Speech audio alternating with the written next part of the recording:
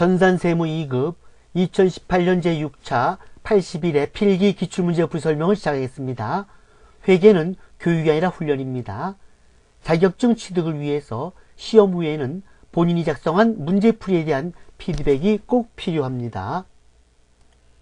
1번, 다음은 재고자산에 대한 설명이다. 잘못된 것은 1번, 성격이 상이한 재고자산을 일괄하여 구입한 경우에는 총매입 원가를 각 재고자산의 공정가치 비율에 따라 배분하여 개별 재고자산의 매입 원가를 결정한다. 맞습니다. 2번, 재고자산은 취득 원가를 장부금액으로 한다. 다만 시가가 취득 원가보다 낮은 경우에는 시가를 장부금액으로 한다. 재고자산은 저가법을 채택해서 시가가 취득 원가보다 낮을 때는 재고자산 평가손실을 만들어서 매출원가에 산입을 하는 겁니다. 맞습니다. 재고자산은 정상적인 영업과정에서 판매를 위하여 보유하거나 생산 과정에 있는 자산 및 생산 서비스 제공 과정에 투입될 원재료나 소모품의 형태로 존재하는 자산을 말한다. 맞습니다. 적송품은 수탁자가 제3자에게 판매를 할 때까지 수탁자가 점유하고 있기 때문에 제3자에게 판매하기 전까지는 수탁자의 재고자산에 포함한다. 틀렸습니다. 위탁자의 재고자산에 포함시킵니다. 적송품이란 위탁 판매를 위해 수탁자에게 보낸 상품으로서 이 적송품은 수탁자가 제3자에게 판매하기 전까지는 위탁자의 재고자산에 포함을 시키는 겁니다. 답은 4번입니다. 2번, 다음의 사채를 2016년 1월 1일에 발행하였다. 이자는 매년말에 지급한다고 가정할 경우 사채와 관련한 다음 설명 중 잘못된 것은 액면가액 100만원짜리고 액면 이자율은 10%이고 시장 이자율은 4%이고 만기는 3년이고 발행가액은 116만 6,505원입니다. 액면가액 100만원짜리를 116만 6,505원에 할증 발행을 했습니다. 그 이유는 사채 이자율이 시장 유효 이자율보다 월등하게 높기 때문입니다. 그리고 만기는 3년이 되겠습니다. 이런 경우 사채를 할증 발행한 경우인데 분개라면 차변의 보통예금 116만 6,505원이 되고 대변엔 사채 100만원, 사채 할증 발행 차금 16만 6,505원입니다.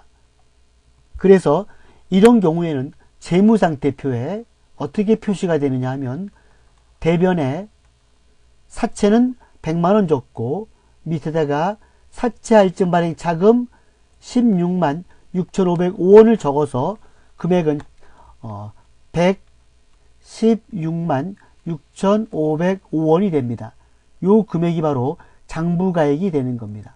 장부가액. 이 사채 할증 발행 차금은 매년마다 유효이자율법으로 생각하여 이자 비용에서 차감을 시킵니다. 그래서 이자를 지급할 때 차변의 이자 비용 10만원, 대변의 보통예금 10만원인데 이 10만원은 액면가액 곱하기 액면 이자율이 되겠습니다. 그리고 이 사채 할증 발행 차금은 유효이자율법으로 해서 상각을 하게 되는데 이 유효이자율법에 의한 사채 할증 발행 차금 또는 사채 할증 발행 차금 상각액은 매년 증가를 하는 겁니다. 그래서 이 사채 할증 발행 차금은 매년마다 이자를 지급할 때 상각을 해서 이자 비용에서 차감합니다. 차변에 사채 할증 발행 차금을 감소시키면서 이자 비용도 10만원에서 감소를 시키는 겁니다.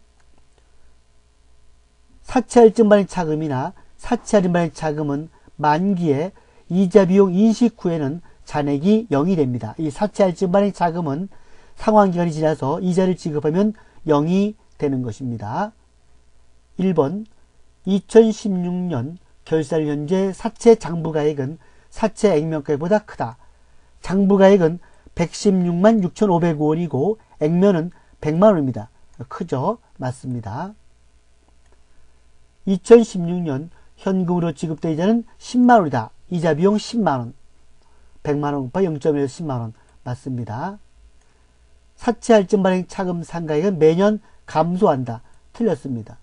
사채 할증 발행 차금이든 사채 할인 발행 차금이든 유효 이자율법으로 계산하면 매년 상가액은 증가하게 되어 있습니다. 2018년 말 이자 비용 인식 후 사채 할증 발행 차금은 0원이다. 2018년 말이면 2016년 1월 1일 발행했기 때문에 만기가 3년이면 2018년 12월 30일이 됩니다.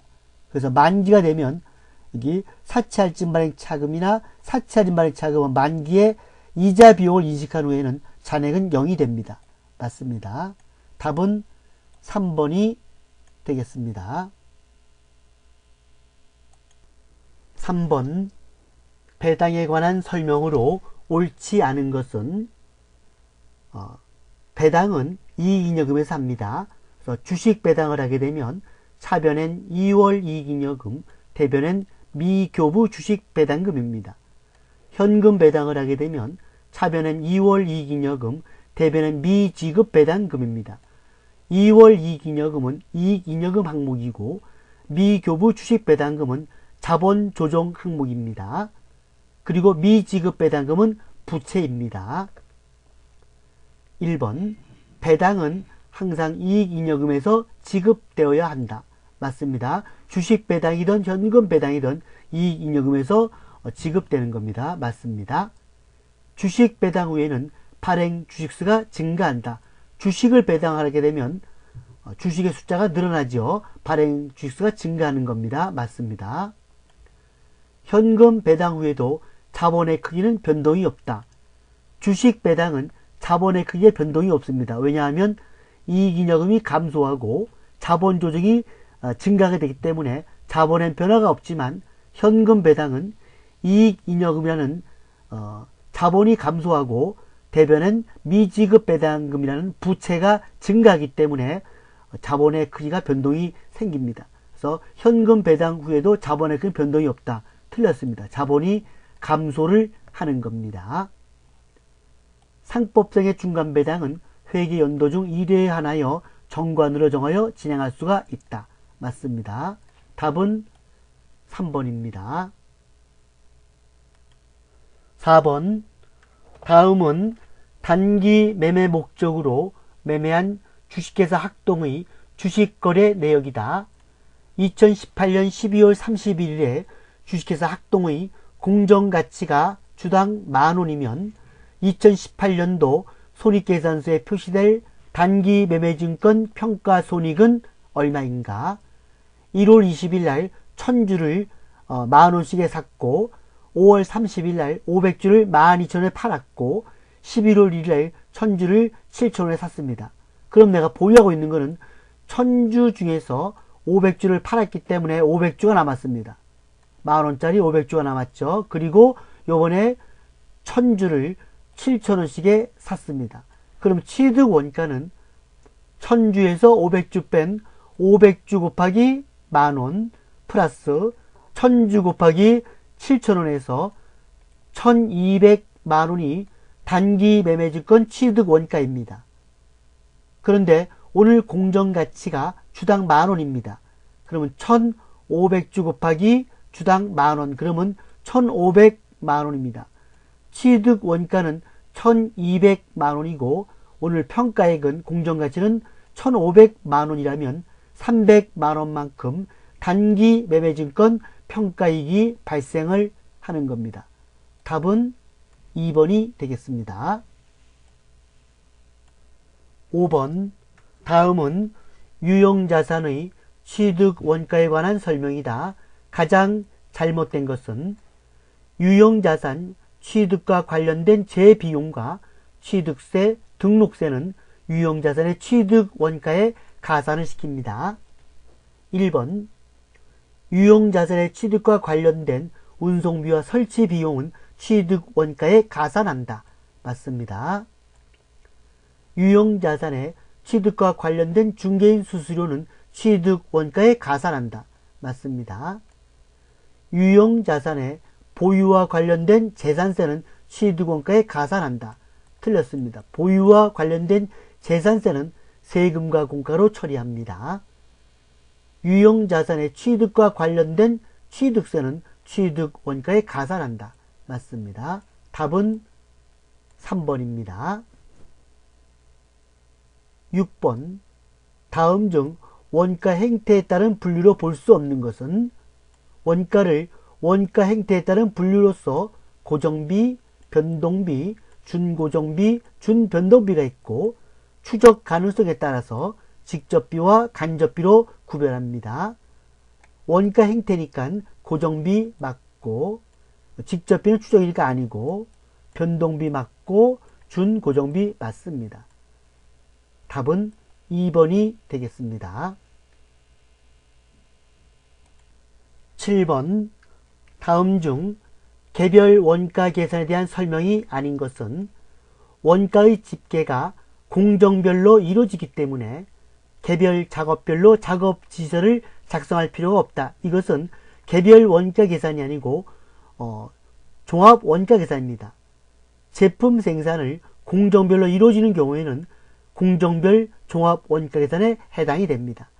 개별 원가 계산이 아닙니다. 개별 원가 계산은 원가의 집계가 단일 공정에서 이루어지면서 개별 작업별로 작업 지시서를 작성을 해야 됩니다. 2번. 동종 대량 생산 형태보다는 다품종 소량 주문 생산 형태에 적합하다. 개별 원가 계산이 맞습니다. 제조 간접비의 배분이 중요한 의미를 갖는다. 개별 원가 계산은 직접비와 간접비의 구별이 확실하며 제조 간접비를 각 제품별로 배분을 해야 됩니다. 개별 원가 계산 맞습니다. 월말 제조급의 평가 문제가 발생하지 않습니다. 월말 제조품 평가 문제는 종합 원가 계산에서 나옵니다. 맞습니다. 답은 1번이 되겠습니다. 8번. 다음은 보조 부문비의 배부 방법에 대한 설명이다. 틀린 것은 보조 부문비 배부 방법은 세 가지가 있습니다.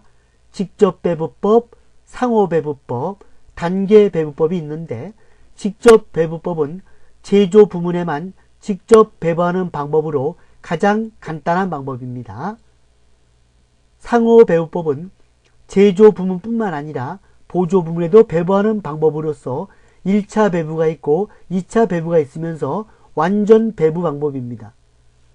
이 배부에는 많은 시간과 비용이 소요되고 그러나 가장 정확한 배분 방법입니다. 단계 배부법은 제조 부문뿐만 아니라 보조 부문에도 배부하는 방법이지만 보조 부문 배부 순서를 정합니다. 직접 배부법, 상호 배부법, 단계 배부법 중에서 가장 정확한 배부 방법은 상호 배부법입니다. 1번. 직접 배부법은 보조 부문 간 용역 수수 관계를 일부 고려하는 배부 방법이다. 틀렸습니다. 직접 배부법은 제조 부문에만 직접 배부하는 방법입니다. 상호 배부법은 보조 부문 간 용역 수수 관계를 완전히 고려하는 배부 방법이다. 맞습니다. 상호 배부법은 다른 배분 방법에 비해 정확한 원가 배분이 가능하나 많은 시간과 비용이 소요되는 단점이 있다. 맞습니다. 단계 배부법 적용 시 가장 많은 부분에 용역을 제공하는 보조 부문부터 상대적으로 적은 부분에 용역을 제공하는 보조 부문 순으로 보조 부문을 배부한다. 배부 순서를 정하는 거죠. 맞습니다. 답은 1번이 되겠습니다. 9번. 다음 중 종합 원가 계산의 절차를 순서대로 바르게 연결한 것은 종합 원가 계산은 먼저 물량 흐름을 파악하고 그리고 원가 요소별 완성품 환산량을 계산하는 겁니다. 예를 들어서 제공품 계정을 볼 것 같으면 기초 수량이 1000개이고 투입 수량이 9000개이고 완성품 수량이 8,000개이고 기말 제공품 수량이 2,000개다. 이랬을 때 이런 물량 흐름을 먼저 파악하고, 그리고 미완성품에 대한 완성도를 계산해서 이 기초가 1,000개인데 완성도가 40%면 기초 제공품 완성품 환산량은 400개가 되고, 기말 제공품 수량이 2,000개인데 완성도가 50%면 기말 제공품 완성품 환산량은 1,000개가 되는 겁니다. 이렇게 종합 원가 계산에서 절차를 따지게 되면 먼저 물량 흐름을 파악하고 완성품 환산량을 계산하는 겁니다. 답은 2번입니다. 10번 주식회사 학동은 제조 간접비를 직접 노무 시간을 기준으로 배부하고 있다. 아래 자료를 토대로 구한 제조 간접비 배부 차이는 얼마인가? 실제 직접 노무 시간, 예상 직접 노무 시간, 실제 제조 간접비 발생액, 제조 간접비 예정 배부율이 나와 있습니다. 제조 간접비를 예정 배부하게 되면 이렇게 제조 간접비 계정을 그립니다. 그래서 차변엔 실제 발생이고 대변엔 예정 배부입니다. 실제 발생액은 여기 2천만원 나와 있고 예정 배부액은 안 나왔습니다. 예정 배부액은 실제 배부 기준 곱하기 예정 배부율에서 2,200만원입니다. 여기 보면 실제 배부 기준 실제 노무 시간 1,100시간이고 제조 간접비 예정 배부율 2만원입니다. 곱하면 1,100시간 곱하기 2만원에서 2,200만원입니다. 2,200만원을 예정 배부하고 실제 발생액은 2,000만원입니다. 이럴 때 200만원이 과대 배부가 된 겁니다. 실제보다 많이 배부됐다. 그래서 배부차 200만원은 과대 배부입니다. 답은 1번입니다. 11번 다음 중 부가지세법상 의제매입세 공제에 관한 내용으로 틀린 것은 의제매입세 공제란 면세 원재료를 구입하여 과세 매출한 경우 면세품 구입액의 공제율을 적용하여 부가세 대급금으로 인정하여 공제해 주는 것을 말합니다. 음식점 공제율은 개인은 과세표준 2억원 초과할 때는 108분의 8이고 2억원 이하일 때는 109분의 9입니다. 법인은 106분의 6, 유용점은 104분의 4입니다. 제조업 공제율은 개인기업과 중소기업은 104분의 4입니다. 1번 간이과세자는 음식업자와 제조업자에 한해서만 의제매입세 공제를 받을 수 있습니다. 간이과세자는 유흥주점은 해당이 안됩니다. 일반 과세자인 음식점은 정규 증빙 없이 농어민으로 구입 시 의제매입세 공제를 받을 수 없다. 음식점은 농어민에 대해서는 의제매입세 공제를 받을 수가 없습니다. 제조업일 때는 가능합니다. 3번 의제매입세액의 공제의 대상이 되는 면세 농산물의 매입가액은 운임 등의 부대비용을 포함하지 않는다. 맞습니다. 유흥주점 외에 법인 음식점의 의제매입세 공제율은 108분의 8로 한다. 108분의 8이 아니고 법인은 106분의 6이 되겠습니다. 틀렸습니다. 답은 4번입니다. 12번 소득세법상의 소득으로서 총수입금액과 소득금액이 같은 것은 소득금액은 총수입금액인 소득에서 소득공제인 필요경비를 차감한 잔액을 말합니다. 이자소득금액은 필요경비가 없기 때문에 이자소득 총수입금액이 이자소득금액이 되는 겁니다. 사업소득금액은 총수입금액에서 필요경비를 차감한 잔액입니다. 연금소득금액은 총수입금액에서 연금소득공제를 차감한 잔액입니다. 근로소득금액은 총급여인 연봉에서 근로소득공제를 차감한 잔액입니다. 문제는 총수입 금액과 소득 금액이 같은 것을 물어봤기 때문에 이자 소득 금액은 필요경비가 없기 때문에 총수입 금액이 바로 소득 금액이 되는 겁니다. 답은 1번입니다. 13번 다음 중 부가가치세법상 재화와 용역의 공급 시기에 대한 연결이 가장 옳은 것은 사업상 증여, 증여한 재화를 사용 소비하는 때 아닙니다. 사업상 증여는 재화를 증여할 때입니다. 전세금 또는 임대보증금을 받는 경우는 예정 신고기간 또는 과세기간 종료일 맞습니다. 전세금이나 보증금에 대한 법정 이자를 간주임대로 계산하여 예정 신고기간 말 또는 확정 신고기간 말에 과세합니다. 무임 판매기를 이용하여 재화를 공급하는 경우 재화가 인도되는 때 아닙니다. 무임 판매기 공급 시기는 판매기에서 현금을 인출할 때입니다. 판매 목적으로 타 사업장 반출 시는 반출된 재화가 고객에게 인도되는 때 아닙니다. 타 사업장 반출이란 말은 직매장 반출로서 간주 공급입니다. 이것은 지점 타 사업장에 제품을 인도하는 때를 공급 시기로 보는 겁니다. 답은 2번이 되겠습니다.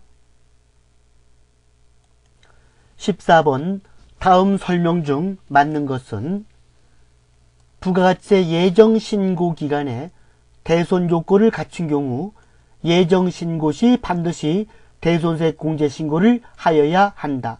틀렸습니다. 대손세 공제는 예정 신고 때 하는 것이 아니고 확정 신고 때 합니다.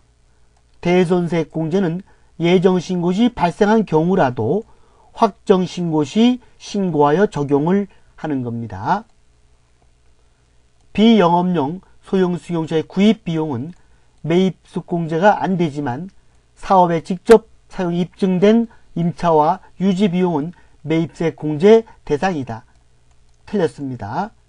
비영업용 소형 수용차, 즉 1000cc 초과된 수용차의 구입 비용과 사업에 직접 사용 입증되더라도 임차와 유지 비용은 매입세 그 공제를 받을 수가 없습니다. 불공 매입으로 처리합니다. 사업에 직접 사용이 입증된 접대비는 매입세 공제 대상이다. 아닙니다. 사업에 직접 사용이 입증된 접대비라도 불공 매입으로 처리합니다. 4번 토지의 조성 등을 위한 자본적 지출과 관련된 매입세액은 매입세 공제를 받지 못한다. 맞습니다. 토지 조성 관련 매입세액은 불공 매입으로 처리합니다. 왜냐하면 토지는 면세이므로 면세 관련 매입세액으로 간주돼서 토지 조성 관련 매입세액은 매입세 공제를 받지 못하는 불공 매입입니다. 답은 4번입니다.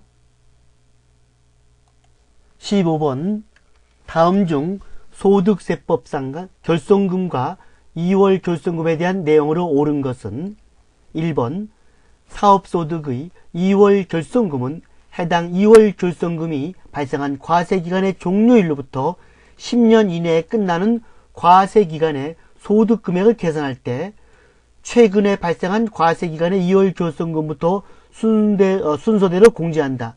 틀렸습니다. 최근에 발생한 과세기간의 2월 결손금이 아니고 과거입니다. 2월 결손금 공제는 과거에 발생한 결손금부터 순차적으로 공제를 하는 겁니다. 사업소득의 2월 결손금은 사업소득, 근로소득, 기타소득, 연금소득, 이자소득, 배당소득의 순서로 공제한다. 틀렸습니다. 2월 결손금 공제는 그냥 종합소득에서 공제를 하는 겁니다. 3번 주거용 건물 임대 외의 부동산 임대업에서 발생한 2월 결손금은 타소득에서는 공제할 수 없다. 맞습니다. 부동산 임대업에서 발생한 2월 결손금은 부동산 임대업의 소득 금액에서만 공제가 가능합니다. 4번 결손금 및 2월 결손금을 공제할 때 해당 과세기간에 결손금이 발생하고 2월 결손금이 있는 경우에는 2월 결손금을 먼저 소득 금액에서 공제한다. 소득이 없기 때문에 공제할 게 없습니다. 틀렸습니다. 답은 3번이 되겠습니다. 이상으로 제81회 전산세무 2급 필기 기출문제 풀이 설명을 마치겠습니다. 부천정상 컴퓨터회계학원에서는 국비지원 내일배움 카드 훈련으로서 실업자 카드 취업 훈련과 근로자 카드 직능 훈련을 실시하고 있습니다. 그리고 평일 시간이 안 되는 분들을 위하여 주말 특강반을 개강합니다. 토요반과 일요반으로 오후 1시에서 7시까지입니다. 인터넷 동영상 강좌 유료 수강을 하시는 분들께는 교재 파일을 무료로 제공합니다.